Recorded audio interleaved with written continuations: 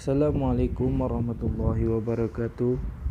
Perkenalkan, nama saya Ahmad Sofi Rizky dengan NIM C1B020013 dari kelas R004 Manajemen 2020. Di sini saya akan membahas tentang laporan keuangan perusahaan dagang. Langsung saja, laporan laba rugi.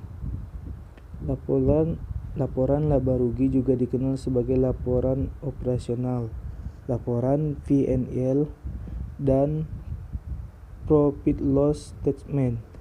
Ini adalah salah satu laporan keuangan utama perusahaan. Tujuan dari laporan laba rugi adalah untuk melaporkan ringkasan pendapatan perusahaan, pengeluaran, keuntungan, kerugian, dan pendapatan bersih yang dihasilkan yang terjadi selama 1 tahun, kuartal, atau periode waktu lain. Item utama yang dilaporkan dalam laporan laba rugi adalah pendapatan, yaitu jumlah yang diperoleh melalui penjualan barang, beban yang meliputi harga pokok penjualan, beban SG&A, dan beban bunga, keuntungan dan kerugian, seperti penjualan aset tidak lancar dengan jumlah yang berbeda dari nilai bukunya. Pendapatan bersih, yang merupakan hasil pengurangan biaya dan kerugian perusahaan dari pendapatan dan keuntungan perusahaan. Laporan arus kas. Laporan arus kas adalah salah satu dari 3 laporan keuangan utama yang melaporkan kas yang dihasilkan dan dibelanjakan selama periode waktu tertentu, misalnya sebulan, kuartal, atau tahun. Laporan arus kas bertindak sebagai jembatan antara laporan laba rugi dan neraca dengan menunjukkan bagaimana uang masuk dan keluar dari bisnis. 3 bagian dari laporan arus kas. Aktivitas operasi. Aktivitas penghasil pendapatan utama dari suatu organisasi dan aktivitas lain yang bukan merupakan investasi atau pendanaan. Arus kas apapun dari aset lancar dan kewajiban lancar. Aktivitas investasi.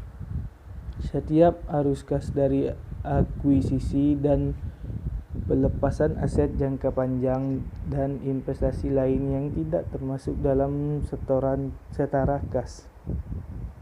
Aktivitas pendanaan. Setiap arus kas yang menghasilkan perubahan dalam ukuran dan komposisi modal ekuitas yang dikontribusikan atau pinjaman entitas, yaitu obligasi, saham, dan dividen. Neraca. Neraca membantu pemilik dan stakeholder bisnis dan analisis mengevaluasi posisi keuangan perusahaan secara keseluruhan dan kemampuannya untuk membayar kebutuhan operasional dalam bisnis.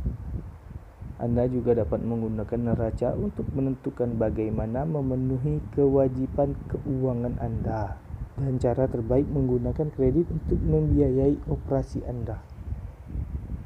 Neraca mungkin juga memiliki rincian dari tahun-tahun sebelumnya sehingga Anda dapat melakukan perbandingan 2 tahun berturut-turut. Data ini akan membantu Anda melacak kinerja Anda dan mengidentifikasi cara untuk membangun keuangan Anda dan melihat di mana Anda perlu meningkatkannya. Laporan utang. Laporan utang adalah jumlah hutang kepada perusahaan yang dihasilkan dari perusahaan penyedia barang dan atau jasa secara kredit.